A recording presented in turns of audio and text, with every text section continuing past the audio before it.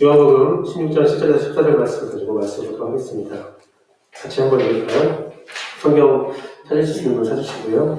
앞에 나오신 것을 말씀을 참고하시고 참고하시면 되겠습니다. 같이 한 목소리로 읽을게요. 둘, 셋. 그러나 내가 너에게 실상을 말하니 내가 떠나간 것이 너에게 이르리라. 내가 떠나가지 아니하면 교회에서가 너에게로 오시지 않을 것이요. 하면 내가 그를 너에게로 보내니 그가 와서 죄에 대하여 의에 대하여 심판에 대하여 세상을 청정하시리라.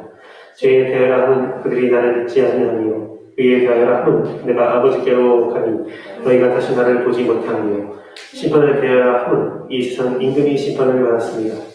내가 아직도 너에게 이룰 것이 있느니라.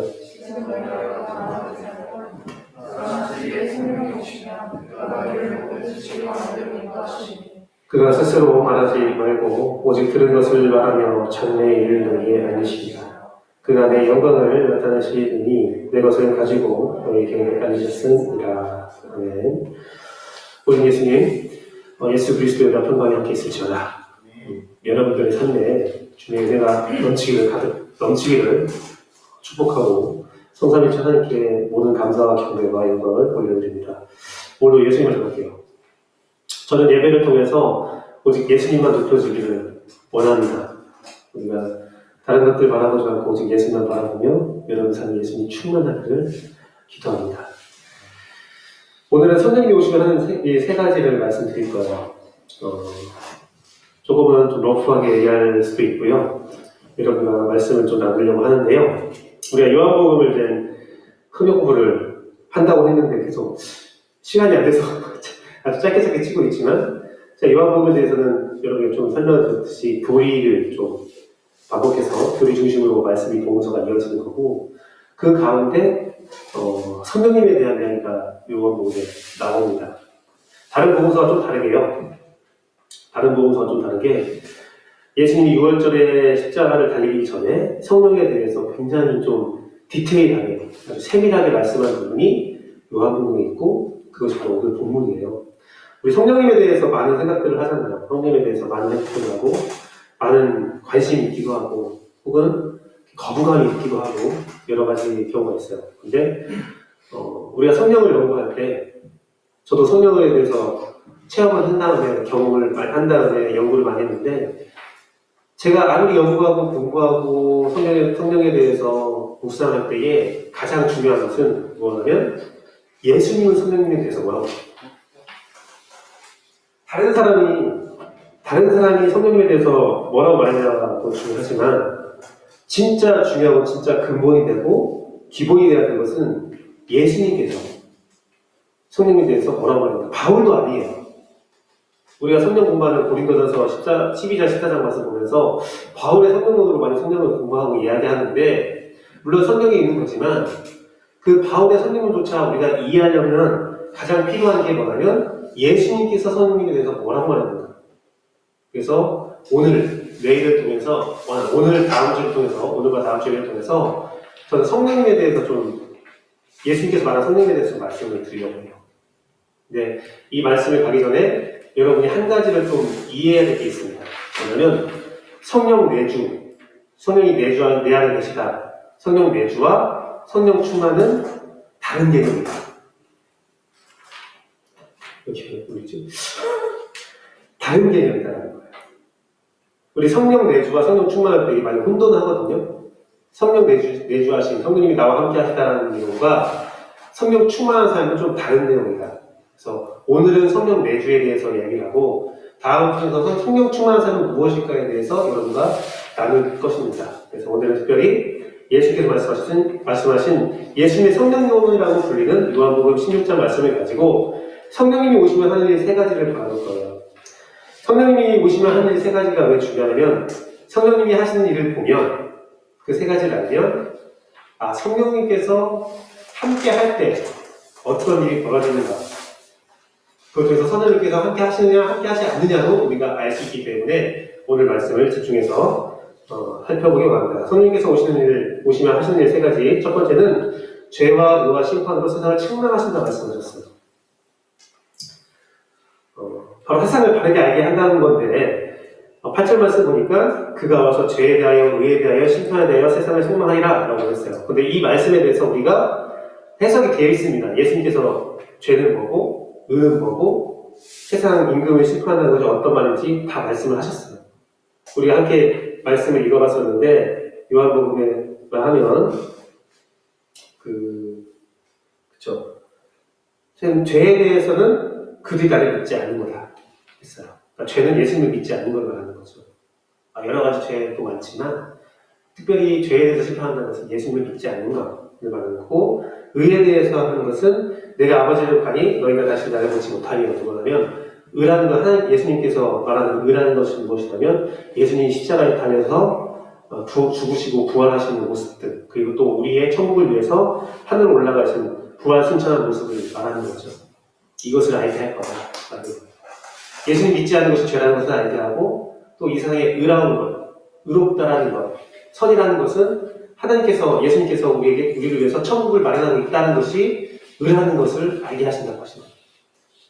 심판에 대해서는 이 세상 임금이 심판을 받았다는 건데, 이 세상 임금은 단순히 이제 권력을 가진 임금이 아니라 공중권세 잡은 자 사단을 말하는 거죠. 사단의 세력을 말하면서 그 사단의 역사에 대해서 알게 한다는 거예요. 즉 성령님이 오셔서 하는 일 첫 번째는 제가 말씀드리신 것은 죄와 의와 심판으로 세상을 책망한다, 세상을 바르게 알게 한다는 거예요. 죄에 대해서, 의에 대해서, 심판에 대해서 알게 하는 거죠. 알게 하는 거예요. 책망한다는 것은 엘렌코라는 헬라어인데 드러내다 폭로다 해석한다는데 어쨌든 이 세상을 알게 하신다는 거예요. 요한복음 1장 33절 같이 많이 읽어볼까요? 둘, 셋. 나도 그를 알지 못하였으나 나를 보내어 물로 침례를 베풀라 하신 그이가 나에게 말씀하시되 성령이 들어서 누구의 문제를 먹는 것을 주거든 곧 성령으로 침례를 베푸신 주를 알게 하셨기에. 이 말씀 뭐냐면 침례요한이 예수님께 침례를 줄 사람이잖아요. 알고 있었어요. 메시아가 올 거라는 걸 알고 있었어요. 그런데 정작 그 메시아가 누군지는 아직 모르는 거예요. 그런데 침례 요한은 하나님으로부터 그 사실을 알게 된 거죠. 뭐냐면 어쨌든 메시아가 올 텐데 내가 메시아에게 침례를 주는 날이, 세례를 주는 순간이 있을 텐데 그 순간에 나는 알지 못하지만 성령님께서 역사하셔서 그 메시아를 내가 알게 될 거야 라는 믿음이 있었던 거예요. 그래서 예수님을 침례하는 순간 성령님께서 그 위에 임하게 되고 저분이 메시아가 내가 드렸던 메시아라는 것을 알게 되는 거죠. 그러니까 성령님이 알려준다는 거예요. 침례 요한조차 누가 예수님인지 침례 요한한테 알려준다는 거죠. 그와 동일하게 우리에게도 예수님이 누구인지, 어떤 존재인지 알려준다는 거예요. 고린도전서 2장 10절 말씀도 그런 말씀이 있죠. 오직 하나님이 성령으로 이것을 우리에게 보이셨으니 성령은 모든 것, 곧 하나님의 깊은 것까지 통달한다. 솔직히 말해서 저를 가장 잘 아는 것은 저죠. 여러분이 김규배에 대해서 여러 가지 판단을 내리고 여러 가지 말을 할 수 있지만 나는 어떤 사람이야, 나는 이런 걸 좋아해, 내가 이런 걸 싫어해 라고 말을 해야 되는 거잖아요. 저는 매운 것을 잘 못 먹습니다. 사실. 근데 제가 말하지 않으면 매운 것들 잘 먹는지 못 먹는지 어떻게 알아요? 내 사람들이 김규배 목사님은 이거 잘 먹고 다 챙겼어. 그래서 잘 먹는데 말할 수 있어요. 떠들 수 있어요. 하지만 아니야, 나는 매운 거 잘 못 먹어 하면 그 순간부터 김규배 목사님은 매운 거 못 먹는 사람 딱 되는 거잖아요. 성령님에 대해서, 예수님에 대해서, 하나님에 대해서 많은 사람들이 떠들어가고 이야기할 수 있습니다. 근데 중요한 것은 정작 예수님께서는 뭐라고 하십니까? 마찬가지로 삼위 하나님이에요. 하나님과 예수님, 성령님은 동격이기 때문에 예수님에 대해서 명확하게 말할 수 있는 분은, 그 존재는 성령님밖에. 성령님이 우리에게 알려주신다는 거죠. 그래서 로마서 8장 26절에 이런 말씀도 있어요. 이거 같이 읽어볼게요. 둘, 셋. 이와 같이 성령님도 우리 연약함을 도우시다니 우리가 마땅히 기도할 바를 알지 못하나 오직 성령님이 말할 수 없는 탄식으로 우리를 위하여 심히 간구하십니다.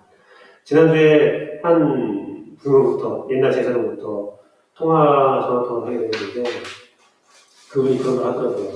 기도를 해야 되는데 요즘에 기도를 잘 못하고 있어요. 그래서 이 말씀을 빗대어서 말씀을 드렸어요. 내가 기도할 바를 알지 못해도 성령님께서 우리 위해서 간구하고 계신다. 성령님은 우리를 가르쳐 주시고 이 세상에 대해서 알려주시고 우리가 뭘 기도해야 되는지도 알게 하시고 끊임없이 우리를 가르쳐 주시는 거예요. 우리를 계속 가르쳐 주시는 거예요. 솔직히 말해서 우리 성령에 대해서 생각하면 좀 신비한 것들 많이 생각하잖아요. 은사, 능력, 방언, 신비로운 일들을 많이 생각하는데 사실은 예수님께서 말씀하신 성령님의 첫 번째는 알려주신 거예요. 우리로 알게 하신다는 거예요. 은사나 방언, 그런 신비주의적인 영역은 뭐냐면 물론 있어요. 없다는 게 아니에요. 하지만 그것들은 그 목적이 있다는 거예요. 그거 자체의 목적이 있는 게 아니라 예수님 진짜 살아계셔. 예수님이 능력이 있으셔. 예수님을 믿으면 우리에게 이런 일들이 있어. 천국은 이런 모습이야. 라는 것들을 알려주기 위해서 그런 은사들이 사용되고 있는 거예요. 성령이 보시면 하는 일, 우리를 치유하는 것은 또 알게 하시기 위해서 치유를 하는 거예요. 첫 번째 잊지 마십시오. 우리를 알게 하신다. 그 안경이 있어요. 제 안경이 있는데 제 눈이 시력이요 많이 떨어졌어요. 네, 시력이 많이 떨어졌어요. 제가 0.9, 0.8이에요. 원래 1.2, 1.2 그때부터 안경썼어요. 그 이유는 저는 잘 보려고 쓴 게 아니에요. 잘 보이려고 썼어요. 제가 눈썹 이걸 하기 전에 좀 눈매가 조금 작고 예리해서 이렇게 그쵸, 제가 인상이 더럽다라는 말을 들었어요. 인상 덕담만 들어서 제가 군대에 있을 때도 또 학창시절 때도 이 인상 때문에 많은 고생을 했었어요. 물론 이 삶에 대해서 같이 공감하시는 분도 계신데요. 오해도 많이 하시고 왜 한쪽을 다 같이 보시죠? 왜 한쪽만 보세요? 예배 시간에 저를 보시고 한쪽으로 저는 그냥 쳐다봤는데 째려봤다고 맞은 적도 있고요. 여러 가지 사건도 있었는데 제가 사역을 하면서 안경을 쓰면 좀 인상이 선해 보여요 라고 말을 들어서 안경을 썼어요. 그러다 당분간 또 안경을 안 쓴 적이 있었어요. 왜냐면 그 유초등부 사역을 할 때 개척해서 유초등부까지 했어야 되거든요. 그때 애들은 안경을 쓰면 거리감을 느낀다고 그래서 안경도 벗은 적도 있었고 하는데 저는 기능성입니다. 기능성. 제 인상을 부드럽게 하기 위한 안경이죠. 지금 또 왜 이러지? 그런 안경을 써요. 근데 이 안경이라는 것이요, 현대적 안경은 언제부터 만들어졌냐면 기원 후 13세기부터 만들었대요. 이제 오래된 역사가 있는 거죠. 로마 시대 때부터 안경이 있었고 이런 형태의 안경은 14세기부터 있었는데 요즘 안경은 참 대단합니다. 영상을 봤는데요. 여러분 그거 알아요? 생맹 안경? 혹시 들어보셨어요? 생맹 안경? 생맹이 있는데 그 안경을 쓰면 색깔이 구분이 되는 거예요. 동영상을 봤는데 어떤 동영상이 냐면 그 생맹이에요. 생맹인데 이 안경 써봐 노후를 간 거예요. 그 전용 노후를 보러 가서 이 안경 써봐 했더니 그냥 딱 뭐 안경이야 하면서 딱 썼다가 몇 번 썼다가 하면서 막 갑자기 막 우는 장면이 있어요. 그래서 노을이 이렇게 예뻤던 거냐 보면서 처음 노을을 본 거예요. 노을을 감지를 못하고 있어요. 어떤 안경이냐면 저쪽 어떤 안경이 있냐면 안 보이는 눈을 보이게 하는 안경도 있더라고요. 혹시 유튜브에서 보셨나요? 시력을 잃은 사람인데 안경을 써서 안경이 뇌에 정기적 신호를 보내서 사물을 보이게 하는 거예요. 그래서 눈먼 사람이 그 딸이 생일 선물이에요 아빠 하고 딱 줬어. 안경을 딱 쓰니까 딸이 얼굴이 보여. 와, 네가 이렇게 생겼네. 상상했던 거하고 너무 달라서 상처하는 건 아니고 상상한 거 너무 예쁘다. 그런 장면이 있었어요. 이 안경이요 아주 달라진 거죠. 과학이 발전되면서 안경의 역할이 달라진 거죠. 근데 제가 그 모습을 보면서 또 어떤 생각을 했냐면 그 안 보이는 사람을 보게 하는 안경에 정기적 신호에 내가 원하는 정보를 심어준다면 어떨까? 내가 이제 예를 들어서 이제 꼬시고 싶은 예쁜 자매가 있다고 생각해요. 제가 총각 때 총각돼야 돼. 네. 오늘 우리 아싸 가서 알잖아. 내가 딴 사람 꼬실 이유가 없어. 죄송해요. 비웃음을 하는데 안경에다가 내가 어떤 한 정보를 줄 수 있는 거예요. 그래서 내가 사랑하는 자녀가 만약에 눈이 안 보이시는 분이죠. 그러면 내가 원하는 정보를 심어서 선물이 한 가격을 딱 쓰게 하는 거지. 딱 썼더니 내가 그 정성이 안 되는 거죠. 키도 막 거의 180 딱 서 있는 거죠. 얼마든지 속일 수 있는 거죠. 정비적 신호를 이용하는. 그래서 잘못된 안경을 쓴다는 것은 왜곡될 수 있고 잘못된 생각을 가질 수 있는 거죠. 안경은 그래서 가치관이라고도 말할 때 안경을 많이 비교하거든요. 또 재밌는 게 모네라는 사람이 있어요. 모네라는 화가가 있는데 같은 정원을 다른 느낌으로 그림을 그린 사람이에요. 모네의 정원이라는 유명한 게 있는데 그림이 있는데 같은 정원을 그렸는데 그날의 기분에 따라 시간에 따라 다른 느낌의 그림을 그렸던 사람이죠. 정보라는 것은 그런 거예요. 다를 수 있어요. 제가 이 이야기를 드리는 이유가 뭐냐면 우리에게 잘못된 정보가 전달될 수 있다는 거예요. 하나님에 대해서, 신앙에 대해서. 저는 이제 실명을 거론할게요. 방송이긴 하지만 실명을 거론할게요. 요즘에 김영현 전도사라는 사람이 유튜브에 좀 나오더라고요. 보수 전도사인데 김영현 맞나? 하여튼 그분이 있는데 저는 청년들이 그분을 안 만났으면 좋겠어요. 굉장히 인기가 있고 막 뜨고 있어요. 동성애를 반대해서 호주 신학교에서 태학을 당했고 그래서 뭐 기독교의 좌익 사상이 들어와 있고 그런 주장을 하시는 분이세요. 그런 주장을 하면서 어떤 주장까지 했냐면 찬양 사역자들이 그 좌익 사상에 물들여서 청소년과 청년들에게 안 좋은 영향을 미치고 있고 막 그런 말들을 하거든요. 저는 여러분들 그런 것들에 현혹되지 않았으면 좋겠어요. 아무리 올바른 말을 하지만 올바른 말에 숨어서 자기 의도나 자기 생각이나 여러 가지 잘못된 정보를 전달할 수 있어요. 얼마든지.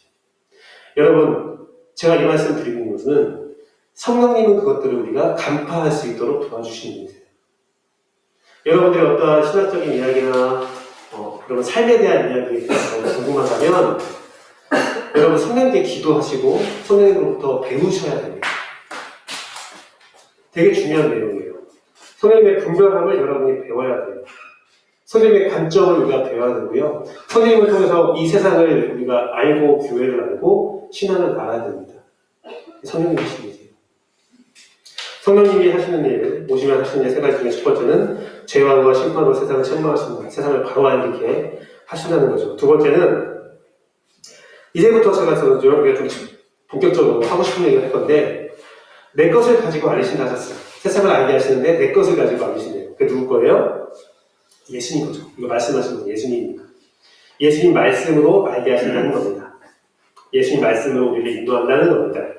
14절 말씀 보니까 그가 내 영혼을 나타내니 내 것을 가지고 너에게 알리겠다. 내 것을 가지고 알리겠다. 라고 말씀하셨어요. 내 것을 가지고.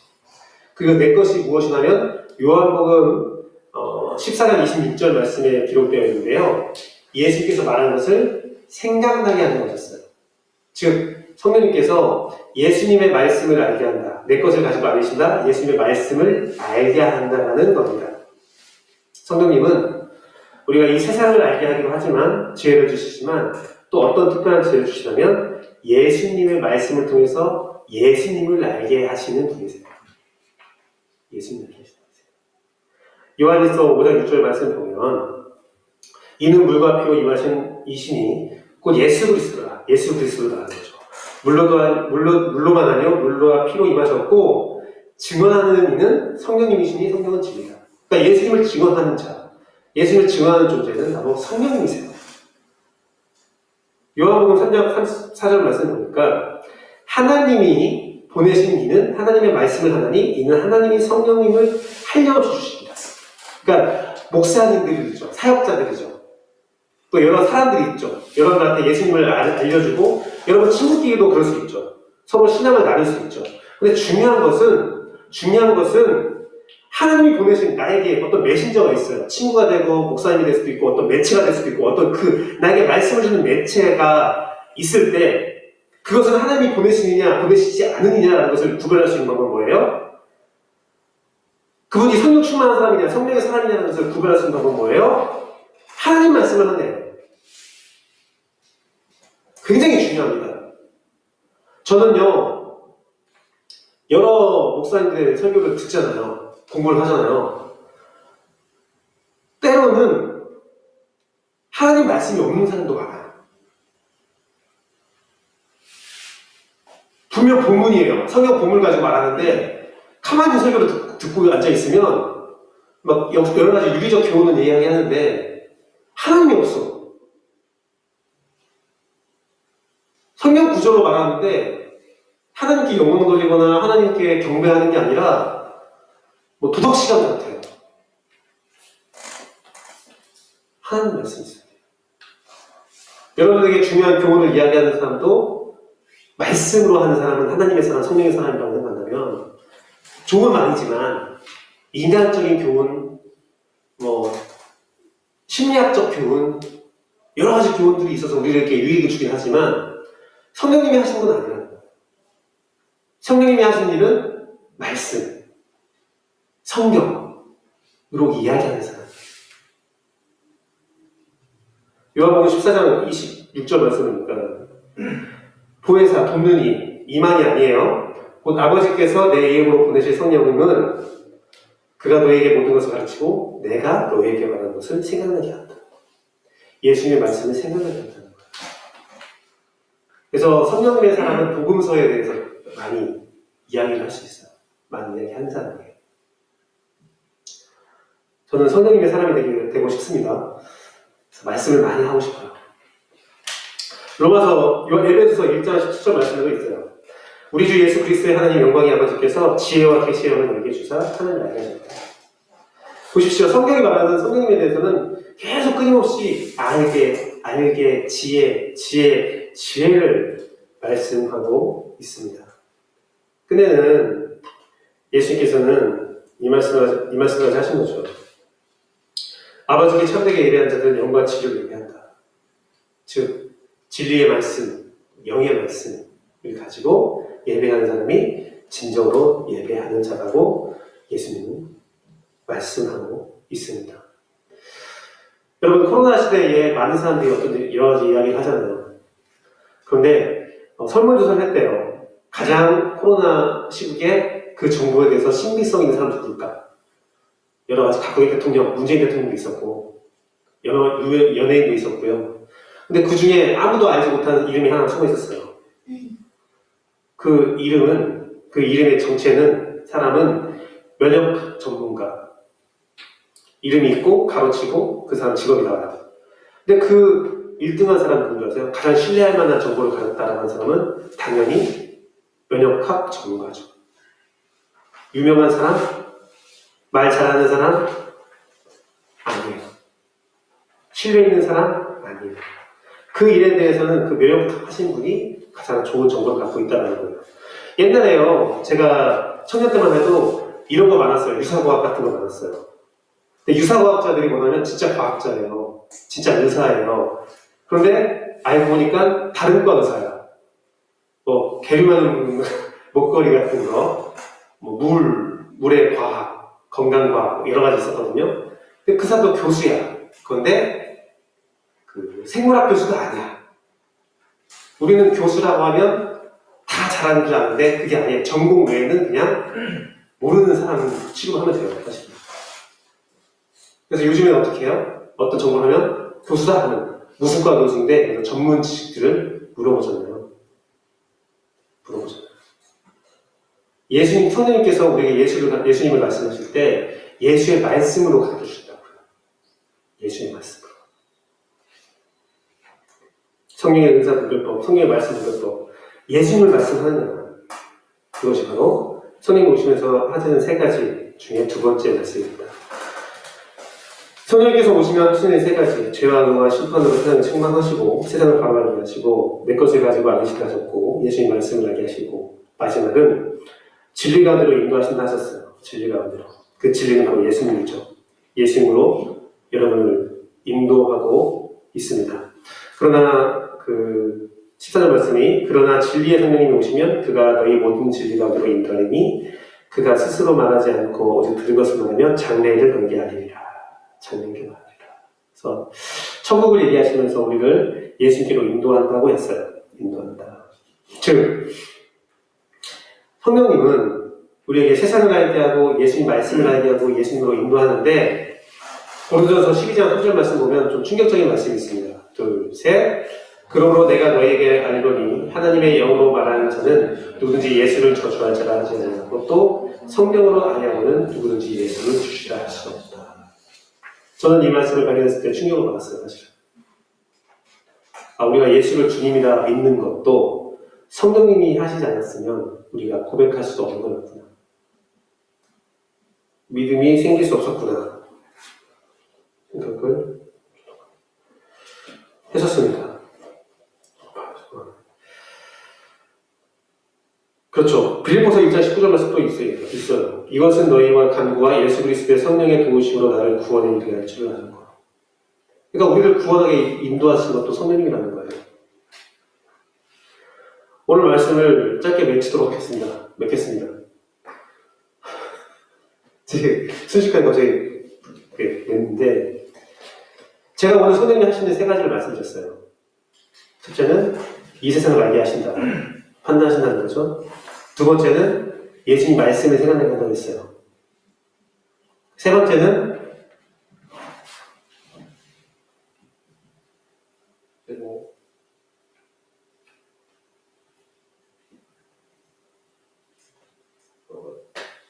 원래 핸드폰 안 갖고 다니는데 세 번째는 뭐죠? 예수님으로 인도하신다라고 했어요. 세 번째 오늘 이 말씀을 드리는 이유가 있어요. 사실은 뭐냐면 저희가 이제 사실은 이제 커리큘럼이 어떻게 되고 있냐면 제가 생각하는 신앙의 기본적인 것들을 여러분에게 하나씩 알려주고 있는 거거든요. 그래서 예수님에 대해서 세상에 대해서 말씀했고 또 우리가 예수님 믿는 것이 무엇인가 우리가 어떤 것을 축복이라고 생각하고 믿어야 되는가 뭐 그런 말씀도 드렸죠. 주님이 주신 평안부터 천국까지 그 말씀을 드렸어요. 그런데 이제 성령에 대한 얘기를 좀 드리고 싶은 거예요. 성령에 대한 얘기를 좀 드리고 싶은 거예요. 여러분 스스로 질문을 한번 해보세요. 이것도 학생부 애들도 같이 질문을 드렸던 건데 성령님이 나와 함께하고 있느냐? 내 안에 성령님이 있느냐? 라는 질문을 스스로 한번 해보세요. 한번 해보세요. 내가 지금 성령님과 동행하고 있는가? 혹은 성령님이 나와 함께 있느냐? 내 안에 성령님이 있느냐? 한번 생각해보세요. 생각해보세요. 그리고 누군가 와서 여러분한테 물어보는 거예요. 심자매님, 성령님이 내주하십니까? 안에 계세요? 뭐라고 대답하실 거예요? 되게 예민하죠? 대답해야 될 것 같아요. 은하자매님, 성령님이 안에 계십니까? 네. 있다고 말씀하시고. 하자매님 있다고 생각하십니까? 되게 자신감 없게 웃으면서, 이게 무슨 거고, 무마시키려는 분도 계시고. 요새는 성령님이 안에 있습니까? 네. 네. 되게 단호하게 네라고 말씀하시는 분도 계시고. 그 근거는 사실은 뭘까요? 모르는 거예요. 그런데 저는 오늘 말씀 통해서 요셉경쟁처럼 다 있습니다라고 말하거든요. 왜 그러냐면 단순히 근거 없는 자신감이 아니라 오늘 성령님 오셔서 하는 세 가지는 예수님께서 말씀하신 거거든요. 한번 질문을 바꿔보자고요. 여러분, 이 세상에 대해서, 의에 대해서, 예수님에 대해서 여러분은 듣고 있습니까? 매주 예배를 통해서 듣고 있잖아요. 성경 말씀에 분명히 쓰여 있습니다. 성령님 아니고는 예수를 주도할 수 없다. 우리는 예배를 드리면서 매번 듣고 있습니다. 두 번째, 그럼 예수님의 말씀을 우리가 생각나게 하시나요? 여러분 예수님 말씀 생각나는 거 있나요?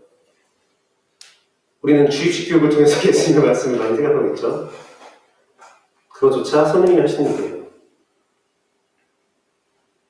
하나님이 세상을 이처럼 사랑하사 이거는 다 나오던데 그때는 독생자를 주셨으니 누구 누구든지 예수님 믿으면 멸망하지 않고 영생을 얻으리로다.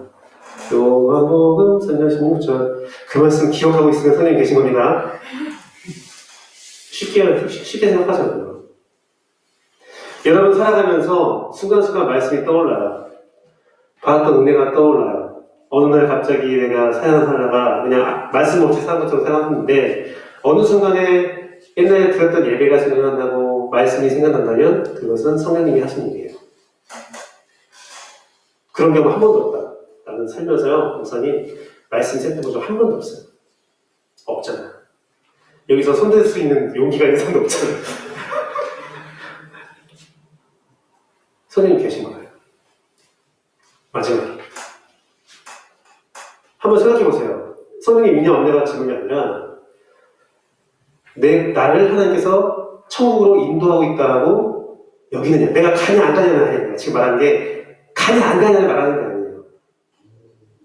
내가 갈 수 있다, 갈 수 없다가 아니라 내가 갈 거야 안 갈 거야도 아니고 내 인생을 봤을 때 하나님이 나를 자꾸 천국으로 유혹하는 것 같아. 나를 천국으로 계속 오라고 하는 것 같아. 날 어떻게든 멸망당하지 않게 하려고 어떻게든 그 말씀이 들어가게 하려고 안간힘을 쓰는 것 같아. 쓰다 안 되니까 김규배라는 사람도 보내갖고 막 앞에서 이렇게 하는 것 같아. 뭐 그런 느낌이 좀 드는 것 같아.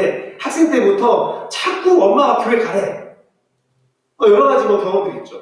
근데 어쨌든 내 인생을 통틀어서 뭐 요섭 형제님이나 그쵸? 제 오늘 왔던 두 딸이나 똑같죠. 태어나 보니까 엄마 아빠가 목사야. 태어나 보니까 엄마 아빠가 사역자야. 어쨌든 내 인생을 통틀어서 하나님이 있다면, 신이라는 존재가 있다면 어떻게든 나를 천국으로 인도한 것 같아. 그런 거예요? 성령님이 하시는 일이에요. 자, 그러면 우리가 누군가가 물었을 때 너 이 안에 성령이 있니? 라고 물었을 때 우리가 그 이야기를 주저하게 만드는 이유가 뭘까요? 우리가 그 대답에 대한 대답을 주저하게 만드는 이유는 하나님이 주신 게 아니거든요. 우리가 생각할 성령이 있다 없다를 가운뚱하는 것은 내가 죄가 많은데 나는 유혹을 많이 당하는데 나는 내가 알고 있는 말씀과 다르게 살고 있는데 조금 내 삶이 좀 부족한 것 같은데 내가 생각하는 성령 충만에 대해서 막 방언하고 뛰고 은사 있고 막 기적을 행하는 사람 같지 않은데 난 참 보통 사람인데 나는 찬양이 뜨겁게 하지 않는데 난 예배 시간에 조는데 여러 가지 것들이 개입되면서 나는 말씀처럼 살고 있지 않은 것 같은데 라고 기준을 자기한테 대면서 성령님이 내 안에 있는 점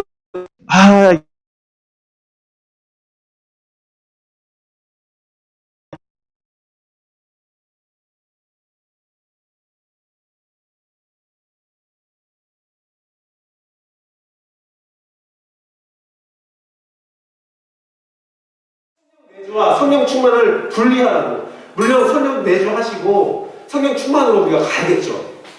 하지만 성령이 나한테 역사하시느냐, 성령이 나와 함께 하느냐, 그 문제는 성령 충만의 내용과는 별개의 문제로 생각하라고 우선은. 그러면 누군가가 나한테 와서 성령님이 너와 함께 하시냐, 성령님이 너에게 역사하시냐 라고 하면 성령님이 하신 일을 봐야지 내가 한 일을 보냐고요. 그 질문에 다들 내가 한 일을 보지 성령님이 하신 일을 보지 않는다고요. 내가 충만한 거예요? 내가 성령님과 함께 하는 거 아니잖아요. 성령님이 나와 함께 하는 거잖아요. 그럼 성령님이 하신 일을 봐야지. 그걸로 판단해야죠.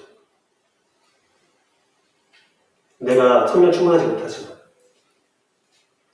성령님은 열심히 일하셨지만 내가 그걸 마땅히 따라가지 못하고 있지만 어쨌든 성령님은 나와 함께 합니다. 내가 부모님 말을 잘 안 듣지만 어쨌든 부모님은 나와 함께 살아계셔요. 내가 부모님께 불효하지만 부모님은 어쨌든 나와 살아계신 거잖아요. 왜 내가 하는 일을 보고 성령님이 있냐 없냐를 판단하고 있어요. 내 삶에서 성령님이 있냐 없냐를 판단하는 것은 성령님이 하신 일을 보고 해야지 내 일을 보고 판단하는 게 아니에요. 그렇다면 우리들은 어떻게 대답해야 돼요? 성령이 있다라고 자신있게 대답하는 거예요. 사랑하는 제 청년 여러분, 빈말이 아닌가? 직업병이 아닌가? 목사님은 다 그렇게 말하잖아. 아닙니다, 진짜. 제가 오늘 아침에 양기현 선생님을 만났어요. 산에 간다고 하더라고요. 등산 간다고 하더라고요. 야, 아침에 등산을 가면 부러운데, 주일 아침에. 네, 하면서 이런저런 얘기하다가 어제 이제 페인트질을 했잖아요. 네, 다이너즈에도 현장에도 우리 이제 그거는 이제 양기현님 감사합니다. 같이 페인트질 했는데 많은 사람들이 제가 교회에서 행하는 일들을 보면 예배에 와서 제가 토요일 주일날은 그 예배 준비보다 다른 일 더 많이 하는 것 같아요. 그러면 사람들이 그래요. 또 요번 주에 같이 내려왔잖아요. 아내하고 같이 내려왔어요. 항상 아내가 제가 이제 사진 찍어서 보내거든요. 밥 먹으면 전주에서 와서 베트남 먹었다, 뭐 감자탕 먹었다. 제가 사랑하는 아직 그만빛은 아직 안 먹었지만 사진을 보내면 답장이 와요. 먹으러 갔지. 사역한 가게 아니라 먹으러 갔지. 아내가 항상 저한테 하는 말이 잘 가네. 맨날 너는 가서 맛있는 거 먹잖아. 그래요. 근데 요번에 같이 내려오면서 와, 우리 오빠 진짜 고생한다라는 말 했어요. 나한테 그런 거야. 오빠 힘들지 않아요? 새벽없이 내려가는 거다는 거죠. 진짜 새벽없이 내려가는 거예요. 근데 오늘 양정자가 앞에 나와서 대화하다가 든 생각이 문득 들어서 그 얘기를 했던 거예요. 저는 이제 딱 2달 됐어요. 저 여기 교회 온 지 2달 됐어요. 8주 예배 드렸어요, 지금. 공식적으로는 딱 8주 예배 드린 거예요. 그런데 진짜 거짓말 안 하고 솔직히 말씀드려서 한 번도 행복하지 않은 적이 없었어요. 진짜로. 그래서 행복하다. 자, 예배가 갑자기 간증으로 보냈는데 진짜로 난 행복하지 않은 적이 없었어요. 성령이 와서 같이 밤늦게까지 놀고 교회에서 음향 때문에 공사하고 유치부 음향 스피커를 달아주고 페인트질 할 때도 그 전까지는 해야 돼 말아야 돼 여러 가지 고민이 됐지만 순간순간 한 번도 행복하지 않은 적이 없었어요. 학생부 예배도 그렇고요. 작년부 예배, 2부 예배를 하나라고 요청 들어왔을 때 그랬고요. 당황하기도 하고 이거 어떻게 생각해야지, 어떻게 해야지 고민도 되고 그리고 밤늦게 일이 끝나서 11시 막 끝났을 때 지금 가야 돼, 자고 새벽에 가야 돼 고민도 되고 이번 주 가족들 데리고 내려올 때도 다른 일 때문에 내려왔지만 내려올 때도 토요일날 출발할까 그냥 오늘은 그렇게 할 수 있지 않을까? 여러 가지 생각이 드는데도 그냥 출발할 때도 여러 가지 일이 있지만 교회에 와서 한 번도 불행하다, 한 번도 내가 고생한다, 한 번도 내가 이상하다라고 생각한 적이 없어요. 진짜 행복해요. 이 행복이 언제까지 갈지 모르겠지만 행복했거든요. 그 행복은 제가 어떻게 잘하냐 못하냐가 아니었어요. 오늘 말씀을 선포하면서 저번 주에 학생부에서 했던 선포인데 오늘은 제가 다른 느낌으로 다가오는 거예요. 우리 인생을 판단할 때, 내 인생을 판단할 때 성령님에 대해서, 성령님이 하신 일에 대해서 판단한다면 내가 어떻게 하느냐가 아니라 성령님이 어떻게 하고 있느냐를 가지고 판단하자. 그렇게 하세요. 성령님은 항상 여러분에게 충실했습니다. 저에게 충실하셨고 여러분에게 충실하셨어요. 성령님은 항상 나에게 지킴을 보호하심을 하셨고 여러분도 지금 보호하고 계세요. 그래서 저는 확신합니다. 어떠한 일이 있어서 여러분이 흔들릴 수도 있고 저도 흔들릴 수도 있겠지만 어쨌든 성령님은 여러분과 함께 하사 여러분을 오늘 말씀처럼 말씀으로 또 예수님에게로 인도하면서 이 세상을 알게 하실 거예요. 살아가다 보니까는 내가 몰랐지만 내 인생을 돌아보니 하나님이 하셨다라는 고백이 나올 수밖에 없게 인도할 걸 저는 확신합니다. 오늘 찬양하고 같이 기도하려고 하는데요. 그 생각을 가지고 찬양을 했으면 좋겠어요. 부흥2000이라는 찬양인데요. 저는 이 이야기를 할까 말까 좀 고민했었거든요, 사실. 이 이야기 할까 말까? 지금 할 얘기는 저는 지금 청년부 지하 예배당을 꾸미는 것을 말할게요. 부활절에 들어갈까 생각 중에 있어요. 4월 첫째 주. 네. 하나님께서 함께하기 원하시고 또 제가 같이 기도 요청을 하는 거예요. 요청하는 건데 청년부, 우리 제역교회 청년부가 성령 안에서 하나가 되고 또 기대하는 청년부가 됐으면 좋겠어요. 그래서 성령님이 우리와 어떻게 함께 하시는가, 또 우리에게 어떻게 역사하실지를 기대했으면 좋겠어요. 내가 아니라, 내 판단이, 내 삶의 기준이 아니라 성령님이 지금 우리에게 어떻게 하고 계신가를 가만히 살펴보면서 그것을 좀 느끼고 얼마큼 기간이 될지 모르겠지만 그 기간 동안 함께 하신 성령님이 미래에도 같이 함께 할 거라는 사실을 기억하면서 여러분 인생을 좀 돌아보고 인생을 기대하고 성령과 함께 호흡하는 그런 시간들을 보냈으면 좋겠거든요. 그래서 어제 페이지하면서 다 똑같은 생각을 품었어요, 선생님이. 전 사실 개인적으로 소름 돋았어요. 지하 예배당을 보면서 사실 말이 안 된다. 어떻게 여기서 예배를 드리냐.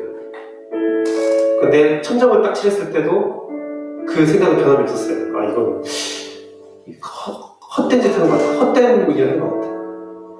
근데 바닥을 청소하고 벽면을 싹 청소하고 페인트를 하고 나니까 다 똑같은 마음을 먹었어요. 뭐냐면 괜찮겠는데? 생각보다 괜찮은데? 물론 여름이 돼서 습기가 차면 어떻게 될지 모르겠어요.